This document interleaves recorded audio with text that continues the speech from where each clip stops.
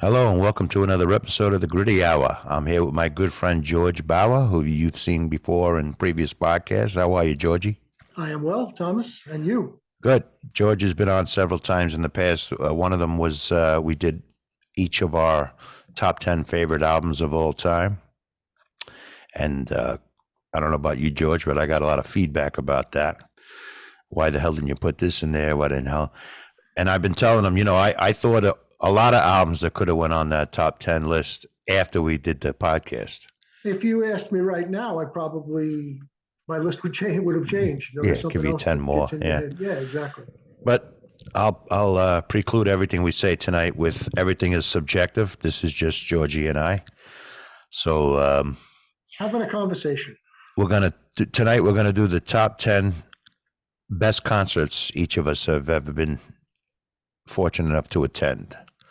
So I'm going to let you start. You're the guest. Okay. We'll start with your number 10. Yeah, number 10. Oh, I'm sorry, George. I should say I got George's list prior to this recording, so I managed to garner some imagery for this. So I'm going to share my screen so you can follow along for those that are watching us on YouTube. For those who are listening, don't worry about it. So, ready? We're good to go. Okay. Number 10 for me is Def Leppard. Like a lot of bands, they did a residency in Vegas at one of the theaters there. Because I live in Vegas for the most part right now, and I went to that show, and it was just an unbelievable performance. They were excellent. How long ago was this? This was probably 3 years ago, roughly 3-4 years ago. Pre-pandemic, and it was at the theater, the theater by I forget the casino's name, but there's so many theaters there. Yeah. But they're one of those great rock bands, English bands, and they just have those great songs. I mean, were they all intact? Same band members as? I believe so. I believe they were all there. I mean, Joe Elliott, who's the lead singer, he's the heart and soul of the players of the band, and that drummer, the drummer that lost his arm. Yeah, that's correct. Yeah. I don't know his name, but yeah. I remember the incident years ago. Yeah. It was just. Got to give him credit for persevering. Absolutely, he uses those legs like a mother, Yeah. I mean, but great songs: "Foolin'," "Animal," "Kick," "Love Bites," songs like that. And how big was the arena? The theater is probably about 4,000 or 5,000 people. It's the MGM theater, which is across the street from the T-Mobile Center. Okay. So it's right there off the Strip, and it's one of the newer theaters there. They've had a couple of different residencies at the place, including Aerosmith, which is also a great show. But the Def Leppard performance was just incredible. And luckily, with these residencies, they're able to do a lot more with video screens and other assists. They can put a permanent, semi-permanent rig in there and show, because they have nothing else coming through that particular theater for probably a month or two if they're doing this residency. Right. So, but it was great. It was a good time. Eileen joined me, my wife, and even she still talks about it every once in a while. Yeah. So if I got her in, then she's good, because we don't share a lot of the same musical. She's a Def Leppard fan now. Yeah. Yeah, I would say so. Yeah. Maybe a Joe Elliott fan, but Yeah. yeah. Well, before we go any further,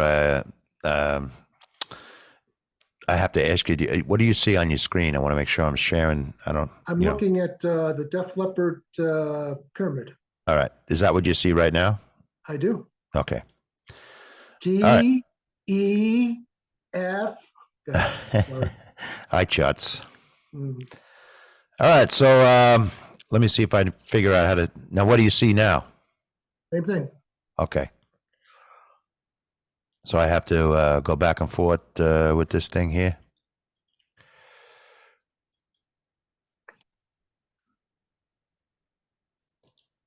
All right, now what do you see? Same thing.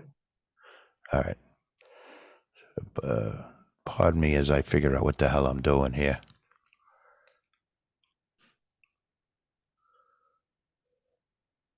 Oh, here we go. All right, so my number 10. Do you see I John Lee see. Hooker there? I see John Lee Hooker. Years ago, and this is probably like 1980, 81 or so.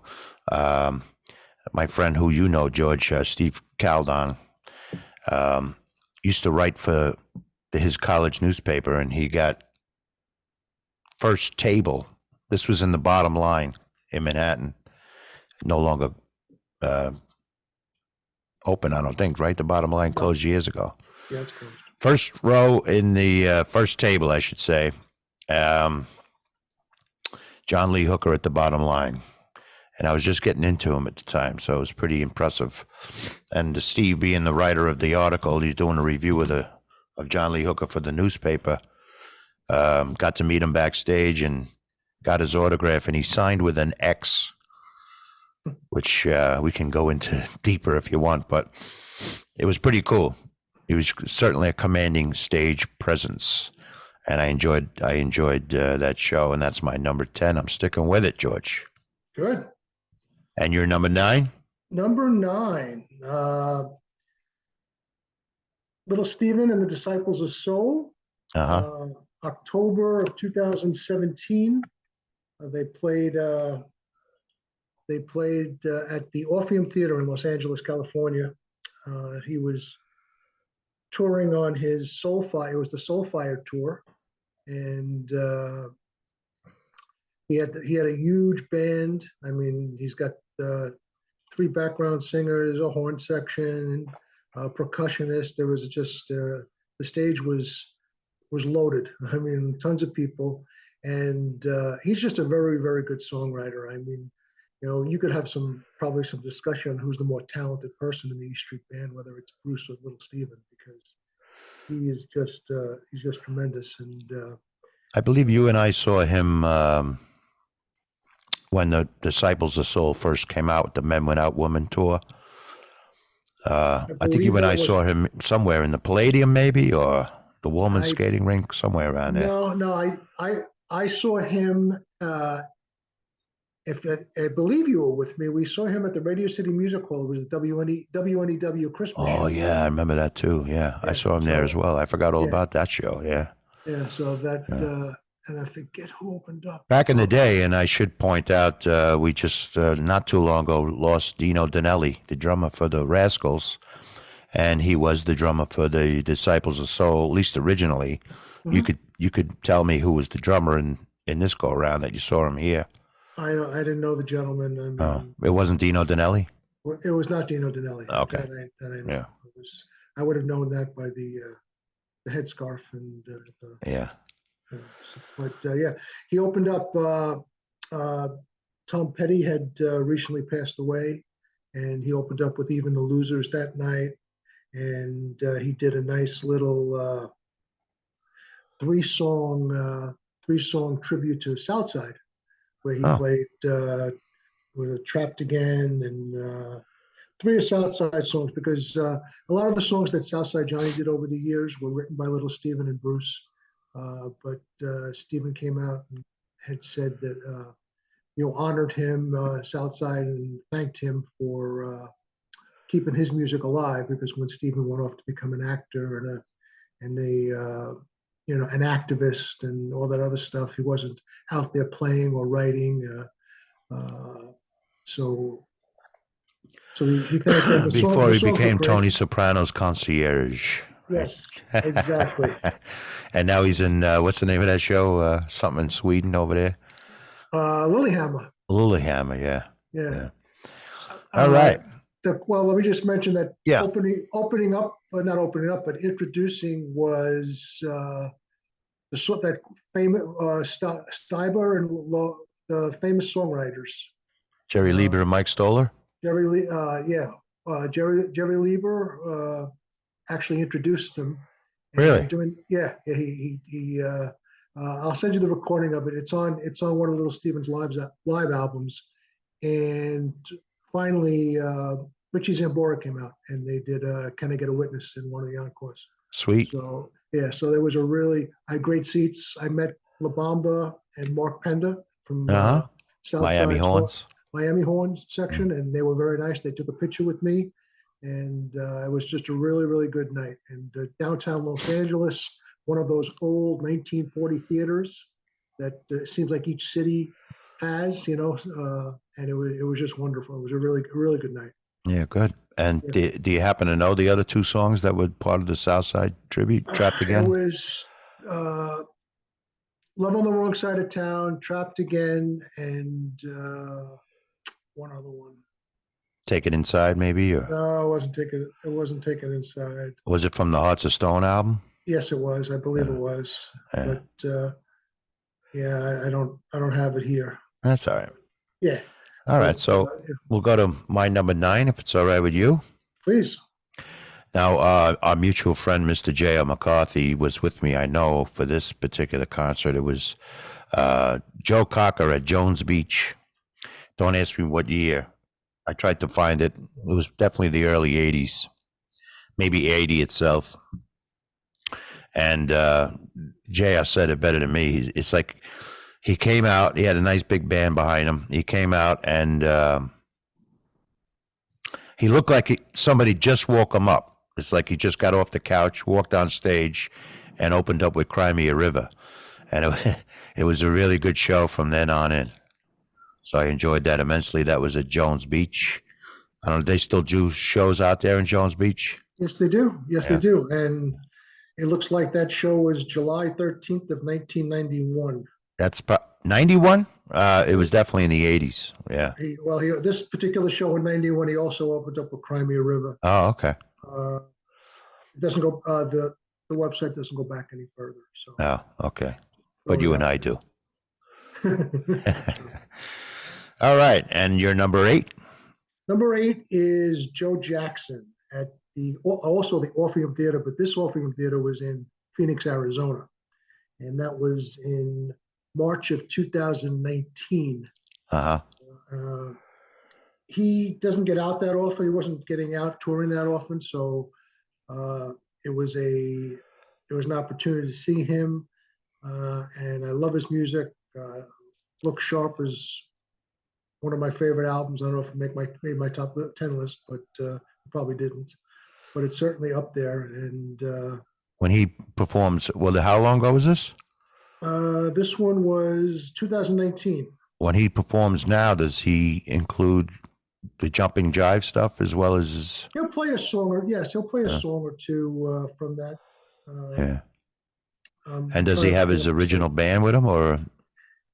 It's not his original band. It's been his touring band for a while. Oh, okay. So I remember during the Look Sharp days, he had a real good drummer. I don't unfortunately know his name off the top of my head, but. Right. So looking at the set list, One More Time, Is She Really Going Out with Him? Another World, Big Black Cloud, Fabulously Absolute, Real Men, Stranger Than Fiction, Drowning, Cancer, Citizen Sane, Wasted Time, Fool, Sunday Papers, King of the World, You Can't Always Get What You Want Till You Know What You Want, Ode to Joy. Oh, yeah. Ode to Joy, I'm the Man, which is he closed the set with, and that's just one of my favorite songs by him. Yeah, it's a good song. And then Stepping Out, Got the Time from Look Sharp. So no five guys named Mo? No 5 guys. Nope. I don't see any guys on this list, actually. All right. Well, that was your number 8, right? 8. Yep. My number 8 was The Clash at the Woolman skating rink. Wow. And reason I picked that is because those of you who aren't from the New York area don't know, the Woolman skating rink was a very intimate place maybe seats 2,500, maybe, would you say, George? Yeah, yeah. And it was right on the Hudson River in Manhattan. And I think you're mixing that up with the Wallman skating rink is in Central Park. oh, well, which one am I thinking of? This is I with the think Dr. Pepper shows. the pier, the place by the Intrepid. There's a pier there that they had a lot of shows. I saw Elvis Costello there. Okay, then that's what I am thinking of, because this was right on the water. It wasn't in Central Park. Although they did have concerts in Central Park at the Walman Rink. And I'm going to get to one. So I'm conflating the two. But this particular one was at that pier, and I remember this was also probably 1980. I think I was still in high school, in fact. And Curtis Blow opened up for him, and he wasn't well received, unfortunately. Opened up for the Clash. But anyway, the Clash, when they came out for their encores, there was a massive thunder shower, which added to the ambiance, so to speak. Had the lightning and the thunder going. And I think London Calling was a relatively new album at the time. Couldn't have been more than a couple of years old. So, yeah, it was a good time. I enjoyed that show very much. And your number 7? Number 7 is the Allman Brothers. Where's the date? October of 2014 at the Beacon Theater. A lot of your concerts are newer, I hear. I see. I'm developing a trend here. Well, since post 2000. Yeah. I would. As we get closer to the top, they're gonna date themselves. So, but this was on the last shows that they did as a band at the Beacon. They would go and do a runner shows every year at the Beacon Theater. Yes, I remember that. Yeah. 7 to 10 shows a year they would do there, and it was announced that they were going to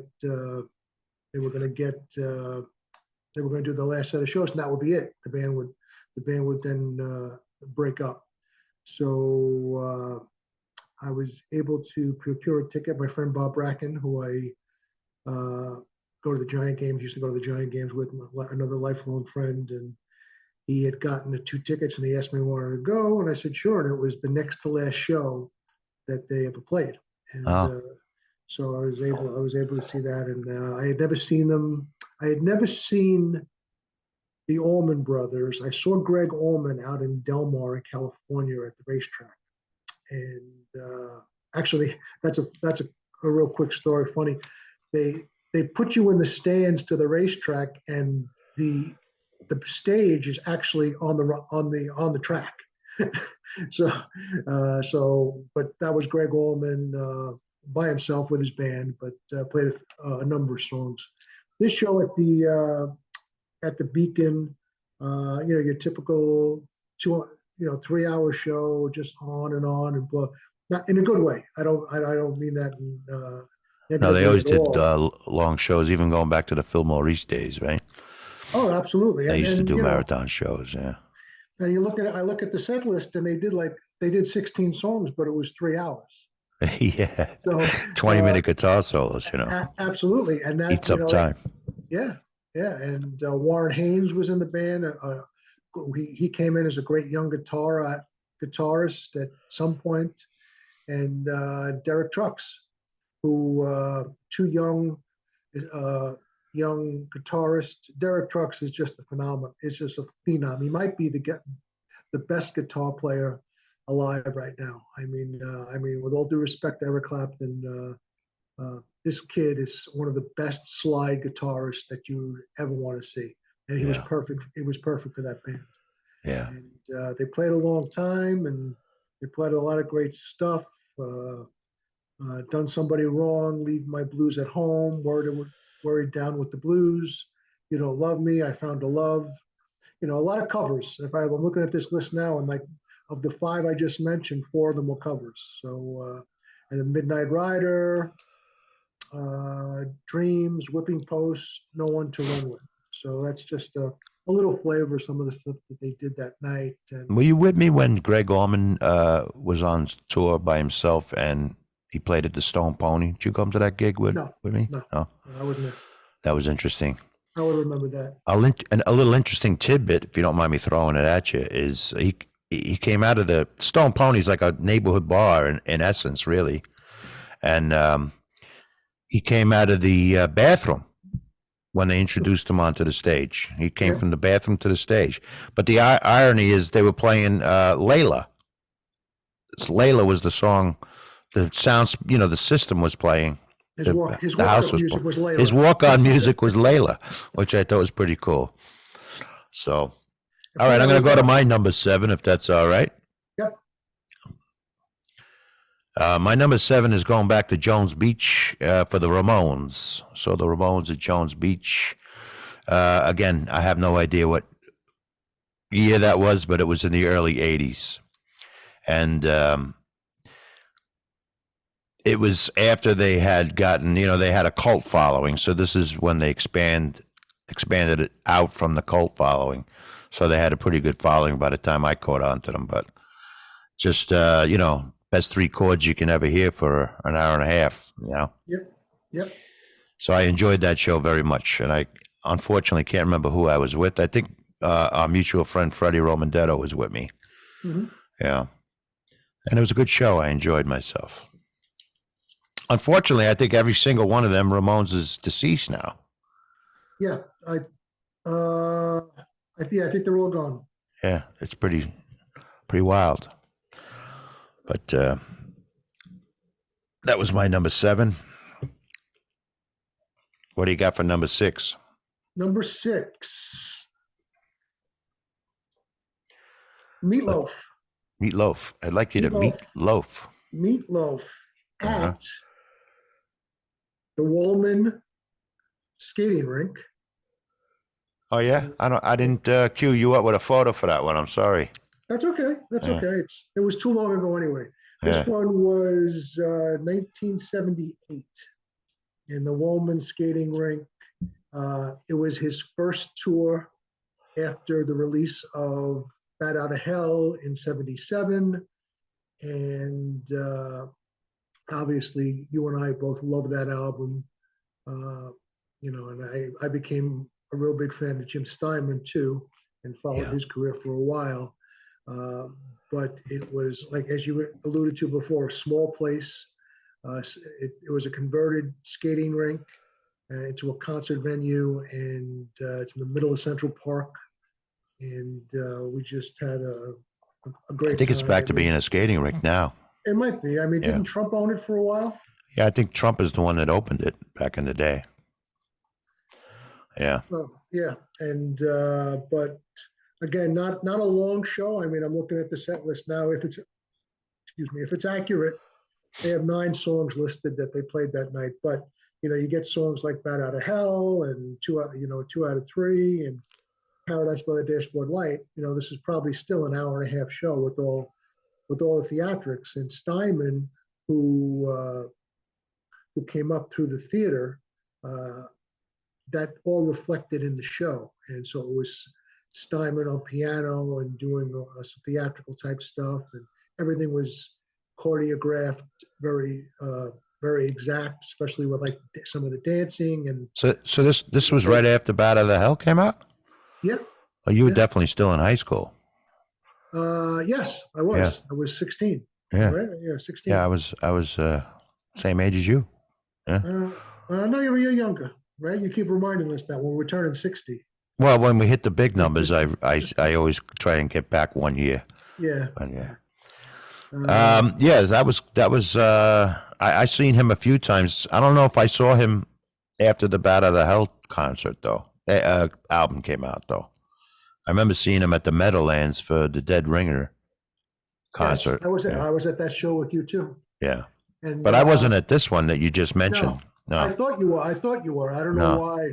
My parents wouldn't let me go see that. 16 years old, forget it. I could took your mom to it. If it wasn't in the Catholic news, they weren't going to let me go. All right, so I'll get you to my number 6, which is I'm actually surprised I remembered this, but this was The Who at Shea Stadium, and again the Clash opened for these guys. I wrote down 1982, which is what I think this photo here is from that gig. Let's see what Al Gore says. Al Gore? Al Gore, he created the internet, right? Let's see what we can He find did. out. God bless him. Yeah. Yes, That's yes. where he got algorithm from. But yeah, it was the Who. I remember, in fact, I don't know if you were with me that time, but I think I I think was. I think we parked on the Grand Central Parkway. It was so bloody crowded that we walked from the Grand Central Parkway into Shea Stadium, Yeah. and we sat up in the boonies behind home plate. But it was an excellent show. October of '82. Yeah, It looks like. it was the Kenny Luckily- Jones era. Kenny Jones was the drummer, I believe. Yeah. Luckily, you were out of school, out of high school, right, at that point. And 82, yeah. And like I said, the Clash opened for them. So it was a real good show. I enjoyed every minute of that. Both. Didn't I'm sorry to cut you off. Didn't That's all right. Joan Jett also open up? Weren't there 3 bands at that gig? It might have been Joan Jett. Maybe there was another girl band, maybe the Bangles or something, or No, gang, they weren't around yet. what's the other band? Belinda Carlisle, Oh, the Go-Go's. the Go-Go's. Might have been the Go-Go's. Yeah. Okay. I guess I could look it up. I could look it up, but that's too hard. So that's my number 6. What's your number 5? Number 5, September of '17 at the Hollywood Bowl in Los Angeles, Tom Petty and the Heartbreakers, Nice. which turned out to be his final show. Really? Yes. What year? 17. Wow. Yeah. He was, I had gotten word, the announcement came out that he was playing not that he was playing his last show, but he was ending the tour. You know how they add extra dates at the end of sometimes the tours, and he was playing in LA. So I said, I hadn't seen him in a very long time. So I decided to make the trip and head over there. Where was it? A Hollywood Bowl. Oh, in LA, yeah. Yeah. Yeah. Yeah. And it was a good show? He put on a good show? Tremendous show. Really? Tremendous show. Yeah. Anybody open for him, or? That's a good question. Oh yeah, Lucinda Williams. Okay. Yeah, and she was pretty good. She was pretty good. I bought her first record, and I was she was good, but it never took hold of me. So I didn't follow up with that type of stuff though. But I was looking at that set list. I mean, he did 18 songs, and you probably know 99% of them. Rocking Around with You, Mary Jane's Last Dance, You Don't Know How It Feels, Forgotten Man, I Won't Back Down, Free Falling, Breakdown, Don't Come Around Here No More, It's Good to Be King, Crawling Back to You, Wildflowers, Learning to Fly, You're So Bad, I Should Have Known It, Refugee, Running Down a Dream, You Wreck Me, and American Girl. Very nice. Not a loser in the bunch. A winner all. And it's a great place. I mean, it's a great place to see a show. As we always used to talk about acoustics. The acoustics at this show were perfect. Oh yeah, good. Yeah. Yeah. It's a great place to see a show. I've seen some other people there too. Saw the Who there. I saw the Who there probably in like 18 or 19, I think, on one of their farewell tours. So he was tremendous. Little did anybody know what was going to be happening in the next 2 months. Past, but I was very fortunate to see him before that happened. I was very, very happy about that in a sad way. But yeah, it's funny you mentioned acoustics. It made me think of. I also saw Joe Cocker at Carnegie Hall, and that place was built for sound. Did he use a mic? He didn't need it, but it was also a great show. Yeah. But it's funny as we go through the list. I'm thinking of all these other shows that could be already on the list. We'll do an also ran at the end. So that was your number 5. Okay. My number 5 is Bruce Springsteen and the E Street Band in St. Louis, and I guess I enjoyed this show because it was not too long after 9/11. It was about a year after 9/11. year and change. And I was with Dorothy Clark, our mutual friend, and my godson Christopher, who was supposed to be on tonight, but he's doing God's work somewhere.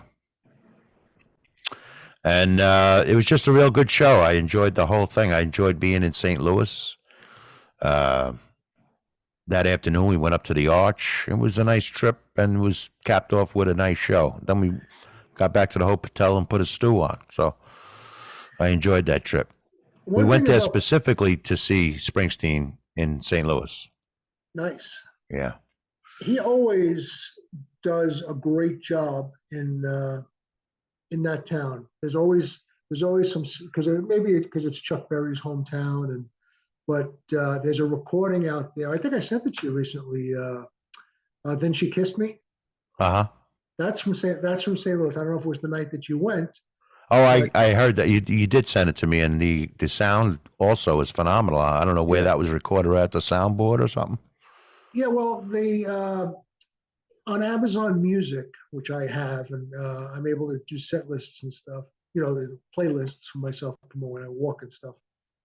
But there are 4 or 5 like collections. Like I never even know they came out. I just happened to come across them when I was checking out the list of albums for Springsteen, and they have these 4 or 5 different collections. Songs for the road, so live performances, and love songs, and it's all these compilations. And on one of those particular collections is this version. There's a lot of good stuff. When I come back east, I'll show it to you. Yeah, I have to ask you if you know what year that is. I know he did it a lot in the '75 Born to Run tour.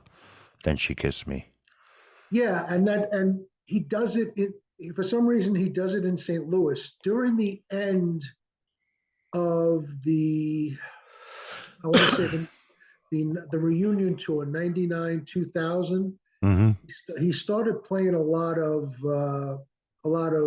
covers, Uh huh. and after a while with him, he gets tired of the regular set list and he just throws the damn thing out and just likes Yeah. playing on the Yeah. phone. Well, that's yeah. But if you go back and look at the St. Louis, Missouri shows over the past, you know, few tours, it's always a great performance, and it is, critics and fans say it's a great performance. He does a lot of covers, Yeah. so I'll follow up with you and let you know. But I did notice during that concert. Now that I think about it, the crowd is they get revved up, but not to the fever pitch that you see on the East Coast. It was a little bit more laid back than an East Coast crowd. But being that it wasn't too far removed from 9/11 and Dorothy Clark was with me, that song "You're Missing" really hit home. His version that night, yeah, and yeah. Anyway, it capped off a nice trip.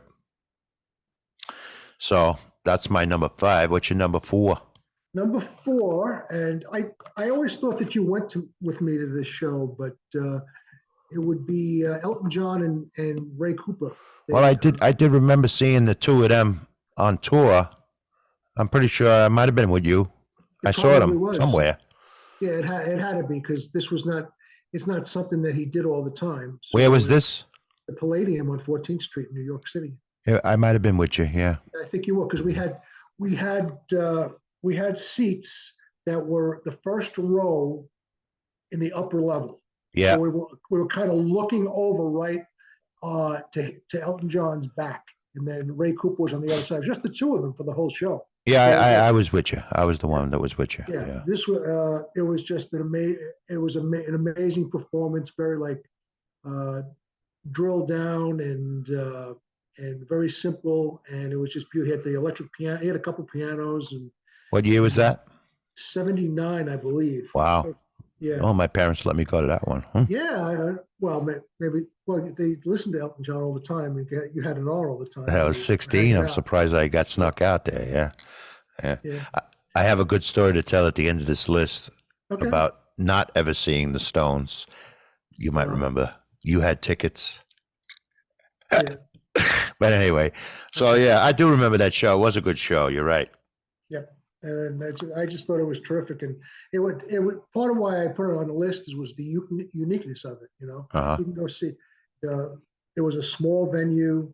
It was just him and with the assistance of Ray Cooper, and it was a great set list. And it was something that I always think about. And going down there, there was something romantic about just getting on the train, the subway train, and taking 40 minutes out of and had a 40-minute ride down into Manhattan to see a show, either at the Palladium or you and I went to Joe's Pub that time to see Peter Wolf. Oh yeah, that was a good show also. Yeah. That was a very good show. Yeah. Or the Garden. We went to God knows, probably tens of shows at the Garden, if not more. And so yeah, Well, that's part of why I put on the list. Well, not my number one. My number four is Elvis Costello, and it was in the convention center in Asbury Park. And the reason he even played there is because of another concert that is further up on my list. So I'll show you this picture, Georgie. I'll share it to you for those who are watching us on YouTube. I'm pretty sure you and I are right here somewhere, because we were like maybe three back from the stage, right? Wasn't it like a general standing in the front of the stage? Where was this? Where was at the convention center in Asbury Park. No, not me. That wasn't you? Was not me. You did not go to this? I did not go to this. I'll be damned. It must have been Christopher, my godson. So See, I thought if he was on the podcast, he could confirm it. Well, he's out doing God's work tonight. I told you. Yeah, sure he is. Yeah. Now, the reason why he even decided to do the convention center was because of an appearance he made at the convention center on a show that's coming up on my list. But I should have researched. I can't remember the album. 45 was on it. It was a real good album. But anyway, it was a real good show, and it was a pleasure to watch it from maybe 10 feet away from the stage. So I wish I was there. Yeah, I all this time thought it was you. It might have been Christopher. Right. So your number three? My number three is September, is it? What do I have the date down here? I think it was in February. It was hard to figure this one out, but it was the mid 70s. I first had 74 written down, but I would have been 12 at that point. So I don't think I was at that show, but it was probably 77, the band Yes, at Madison Square Garden. So either 77 or 79. Yeah, the image I have up is from 79. Yep. And that's Steve Howe, the guitarist, terrific guitarist. They just became one of those bands. I remember the progression. It was, I go back and I think about it. I mean, you and I first used to listen to Elton John all the time when we first started hanging out together. And then, your brother gave you a copy of Born to Run. And then that just like the rest was history. Lives. Yeah. And then, but at the time, Tim Curtin, who was a guitarist, and he went to school with us, grammar school, he's a great guitarist. He is a great guitarist. And I was hanging out with him a lot, and he got me into this band. So we would hang out and we would listen to Yes all the time. I mean, and I just kind of got away. I guess it was, I don't know if it was before or after Bruce. It might have been before Bruce. But regardless, this band has stuck with me. I've seen them probably 15, 20 times. I just went out here in Florida. I went to their the 50th anniversary of the Close to the Edge album. Wow. And they played here at, they did a tour, not the same, not the same individuals. Lineup. I mean, Steve Howe, we just lost Alan White, who was the drummer. And that was not mentioned at the Grammys. Anyway. You watched the Grammys? Somebody watched the Grammys? No, I didn't watch the Grammys. I just heard about it. There's a lot of different groups. There's a lot of different groups on Facebook. But anyway, they had about 3 or 4 albums at that point, and Close to the Edge album, which was on my list that we talked about a few months ago, one of my favorite albums of all time, and they played everything from that album. They played a lot of stuff from Fragile. They played stuff from the Yes album. I mean, and it was in the round at Madison Square Garden. So Yeah, I remember Yeah, seeing you when they had this circulating stage at the Garden. yeah, yeah. I remember seeing Yes with you, I should say, but I don't I think it was know. in the 70s. Okay. Yeah, I was Uh, already out of high. Well, you've seen them multiple times. oh yeah, oh Yeah, yeah. In the round multiple times. Yeah, this was. yeah. I it had to be late seven. I think it was late seventies. Or maybe it was me. It was turning stage, which was a Yeah, nice novel idea, actually. yeah, You get and to see everybody in the band play a little bit as they go around, you know? yeah, Yeah. yeah. It's everyone everyone's about the same. Well, not everyone's the same distance, but it's closer for many more. That is what I'm trying to say. Yeah. But just a band that stuck with me forever, and they were great live. Yeah. All right, Georgie. My number 3 is the thing that explains why Elvis did the convention center in Asbury Park, because he also did. Springsteen used to do convention shows at Christmas time to raise funds for various organizations down in the Asbury Park area, and he would have a lot of his friends show up, and this was definitely Christopher and I. We went on the will call line, and again, this is December, and I remember it was like a freezing rain. We got there like 3 o'clock in the afternoon, and we're standing on this line in a freezing drizzle rain, and finally the will call tickets went on sale. It's like 7 o'clock at night or so, and we get in there, and it was just, for me, it was just good to be inside, you know. But there's a small picture of it on the screen there. It's not that big of a place. But as soon as I went in, I said to Christopher, "Hey, there's La Bamba." He was just hanging out up against the wall, just hanging out. The horn player for, well, no, it wasn't still called the Miami Horns at the time, but he did play on a lot of Southside albums. He was part of the Asbury Jukes primarily, La Bamba, and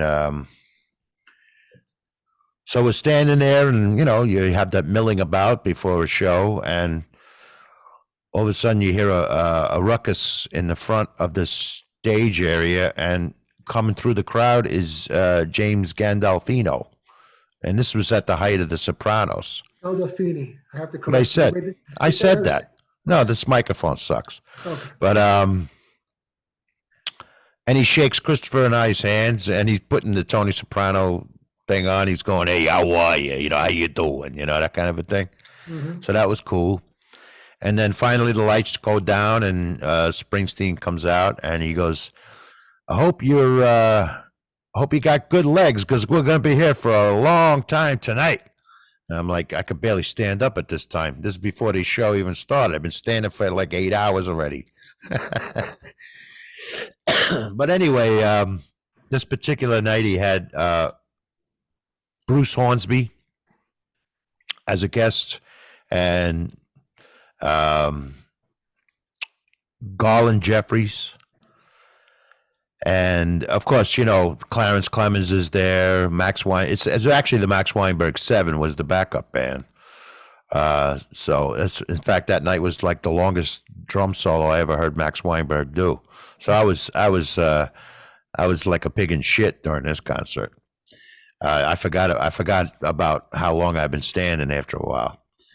And he did a lot of Christmas songs, and a lot of like Rosalita, Kitty's Back, a lot of songs from the early Springsteen catalog. Mm-hmm. And he all of a sudden comes out and he goes, "Elvis is in the house." And when he said that, like he was introducing somebody, I thought it was like Steve Van Sant or something. But by God, Elvis Costello came out and did a great sing along of Allison.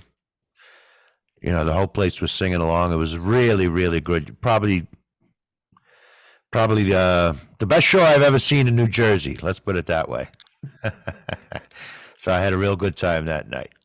And that's what Elvis Costello said. He enjoyed himself so much that night that he booked himself to play in that place about a year or so later. And that's when I guess it was Christopher and I saw him, Elvis Costello, on the right in front of the stage. Right. So, and I remember when they were doing Kitty's back, the lights in the convention center had come on, and the place is going crazy. And I look back to where James Gandolfini was standing, and he's twirling his jacket over his head. He's like really having a good time. So, yeah, definitely a good show. Wish you were with me there, Georgie. You would have loved that one. Well, I mean, it's funny. You want to fast forward to a week ago. I saw Bruce twice this week, once in Tampa and then the other time in Orlando. And part of the show, they do Kitty's back, and they do a tremendous version of it. He's got horn section, and he takes his time with it. He spreads it out. Everybody, each horn player gets a little solo. The drummer gets a solo. He's got a percussionist playing. It was really well done. So when you get a chance, check YouTube. Have you ever seen him do Kitty's back? I think it was on what's that late night TV show guy's name?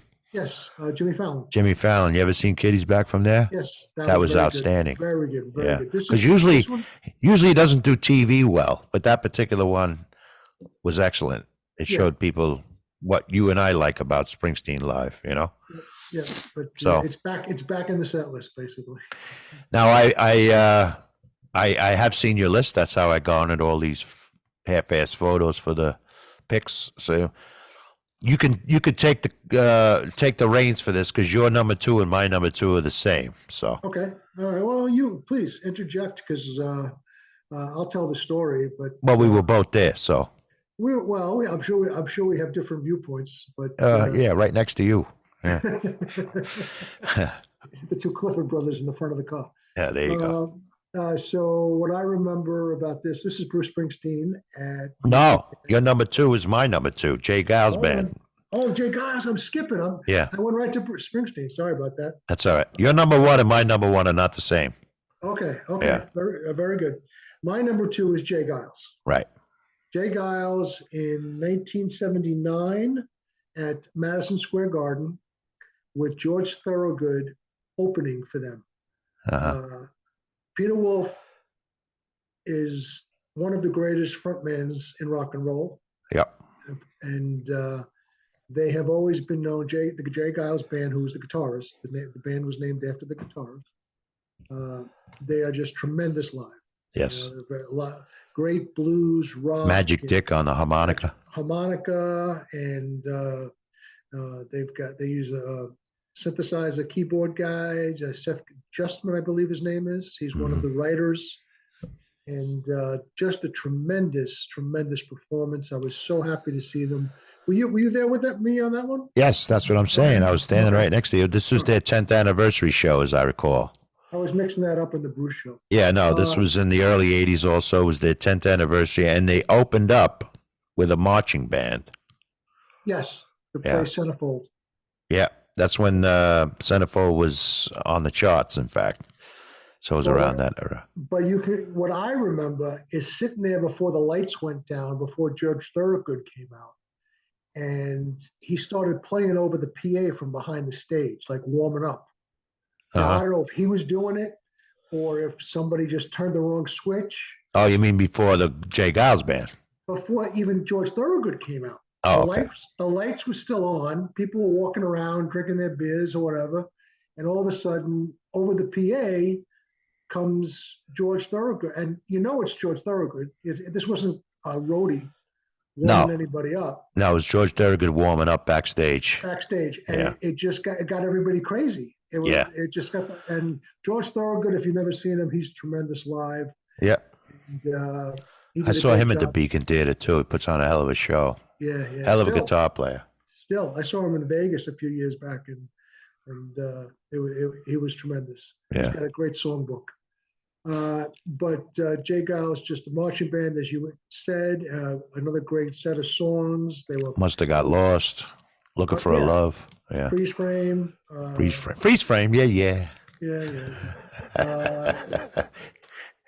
I Just Can't Wait, which I love that song. Love Stinks, Looking for Love, Must Have Got Lost, Teresa, Sanctuary, and just just a great time. It was just a great performance, and the reason it sticks out is because of Thorogood's thing and the performance with the marching band and Yeah. the energy. You know, very few bands reach the level of the energy that Jay Giles did live in Yeah. the '70s and '80s. Well, since we shared number two, I'm going to give you my number one first Okay, because it works out chronologically with your number one, which I already okay, know what it is. But not my number one was also Springsteen, but it was about a month before yours, actually. And this was Bruce Springsteen, the E Street Band. I believe it was November 27th, 1980.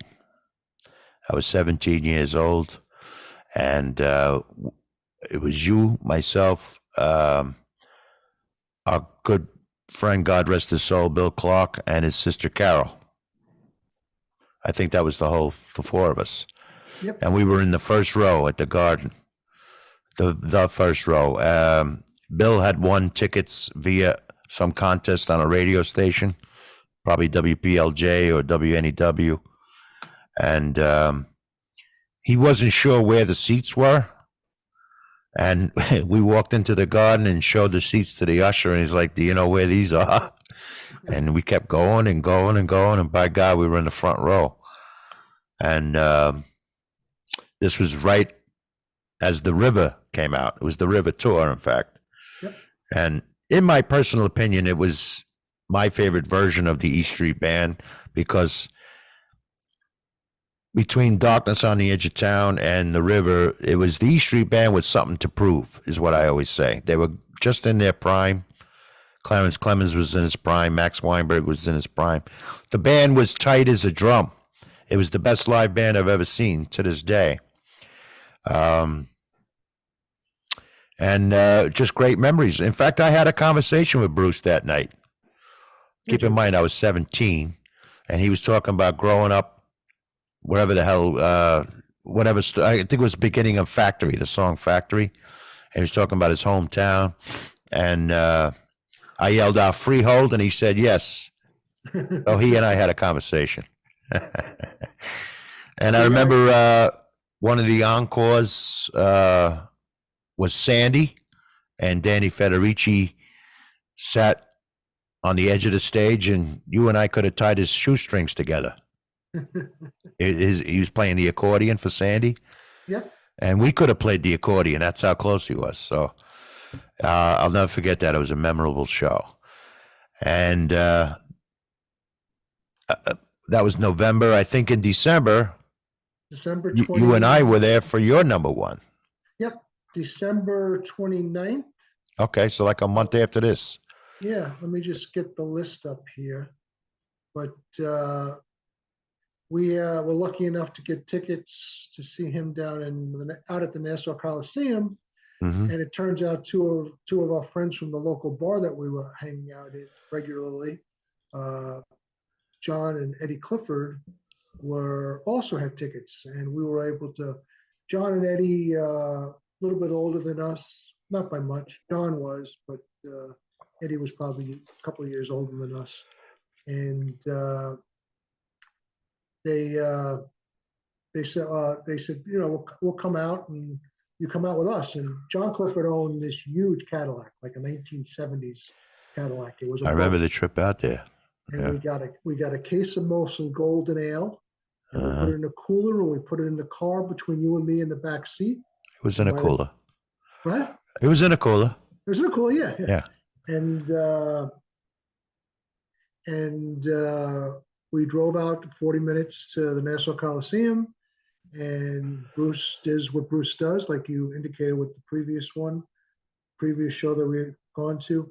This one was 2 nights, obviously, before New Year's Eve. So he played New Year's Eve, which is a famous bootleg of his called Nassau Night. That's out there in the not so much anymore, but back when we were in our 20s, we would kill people to get copies of it. Yeah. But this we found them in the street. We didn't actually buy copies of them. Right. Yeah. Exactly. But this particular show that I'm looking at is this was back when Bruce did 2 sets. So the ticket said 7:30. You come out at he would come out with the band at 8:15, 8:20. They played till 10, a little bit after 10, and then he would leave the stage and say, "We'll be back in a little bit."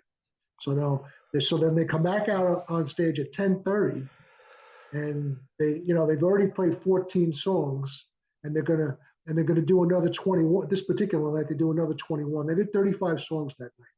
Wow. So by the time we get out of there, it was like 1:45 in the morning, Yeah. exhausted. I mean, one of the few times that I walked out of a show like exhausted and soaking wet, and just we had such a good time. I mean, I remember, and the story that Tom always kids me about is one of his obscure songs that he rarely played was "Incident on 57th Street." Yep.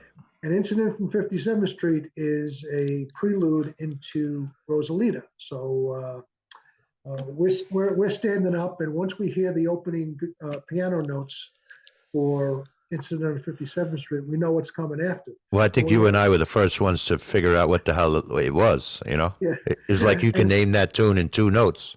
and we were in seats in the back of the floor of the Nassau Coliseum, Yeah, the second orchestra.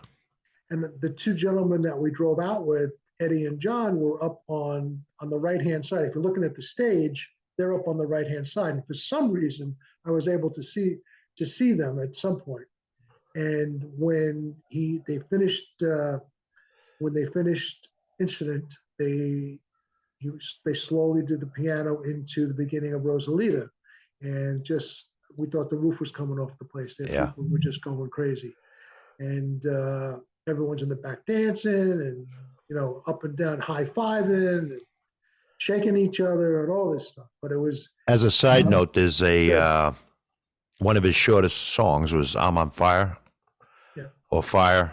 Yeah, "On Fire." Yeah. fire. On the flip side of that, 45 is the incident on 57th Street that George is talking about. It was recorded live from the Nassau Coliseum, and I can hear George squealing in the background on that. But I remember John Cliff. But John Cliff was a very large man. He's probably a good 300 pounds, and he takes his hat, and I just happen to be looking up at him. He's got this hat on. He grabs the hat and he pulls it off, and he just throws it across the arena. It doesn't get far, but it was quite funny though. That I saw that. And, Didn't our good friend Andy Salsa get thrown out of that show? I don't know if he got thrown out. I know he was there. He wasn't far from us actually, because we ran into him. Yeah, he was sitting not too far behind us. Yeah. Yeah, and I don't remember the parameter why he was getting thrown out if he did. But Yeah. another side note, it was the tour debut of Night, which opened up the show, Uh-huh. and it's Bruce changes the set list all the time. And, Yeah, well, during that period, and I crumple them together, the 78 Darkness Tour and the 80 Rivet Tour, right. the structure of the night was generally a lot of serious, darker songs in the first half, like Prove It All Night would be in the first half, and some of the darker songs would be in the first half, and the first half is usually ended with Thunder Road, and then they would take a 15-minute break or a half an hour break and come back, and they always opened up with lighter music, like that's where you would hear Sherry Darling, Cadillac Ranch, that kind of stuff. I got it right in front of me. Cadillac Ranch, Sherry Darling, Hungry Heart. Oh yeah, so that was more of a dancing party set, and then with a couple of darker songs thrown in, but generally was lighter than the first half, and usually did 2 or 3 encores, I would say, and he managed to clock out at 4 hours, usually get 3.5, 4 hours a night back then. Yeah. He's hit 4 hours on a handful of times. Yeah, 3.5 a lot. Yeah, 3.5. Yeah, but still, you got your money's worth when you saw him back then. Mm-hmm. And you just saw him yesterday or the day before yesterday. Day before yesterday in Orlando. And you get your money's worth. 2.5. Yeah. But, well, that's Yeah. No, but quality, not quantity. There you go. It was good. It was good. Yeah. given how old he is now. How old is he? He's got to be 70 at least. 73. 73. Yeah. But anyway, so I appreciate you coming on tonight and going through Oh. this. We'll have the same people giving us feedback that we had with the top 10 albums of all time. But as we were going through the list, I was thinking of a lot of shows that could have been on the list, as we're sitting here talking, And one of them was actually, if you want to say as an also ran, Dire Straits at the Garden. Mm-hmm. Speaking of Springsteen, he had Roy Bittan playing piano with him that night. Right. So that was a good show, and I think you were with me for that one. I believe I was. Yeah. But we were blessed enough to see a lot of great music over the years, and you're still an avid concert goer. Me, I'm too old. I'm 46 years older than you. Yeah, I still going to whatever I can go to. I'm going to go see Mellencamp next week up in over in Clearwater here in Florida, and then I've got Bruce again up in Seattle at the end of the month, and nothing else really. Well, actually, that's not true. I got a cruise. I started going on these 80s cruise with a buddy of mine from Vegas, and this will be the second year, and we leave March 3rd, and we're going out of Los Angeles, and we're going to be doing a week of a music cruise, all the 80s stars. Your wife has no interest in these things? No. But as long as I've known you, you've always been going to at least 10, 20 concerts a year, even now. Well, remember when I turned 50, I did 50 from my 50th birthday to my 51st birthday. Nice. Yeah. Nice. Yeah, I cheated. I cheated a little. The first show was July 2nd at the Stone Pony, as a matter of fact. So you were only 49 at the time. Yeah. Yeah. Young and impressionable you were. Very. Yeah. Very. Still am. Yeah. All right. Well, thank you so much for your time tonight, Georgie boy. It is always a pleasure to talk to you, Tom. And we'll see you on tour. We will. Yeah. All right. All right. Thank you, sir. Have a good night. You too.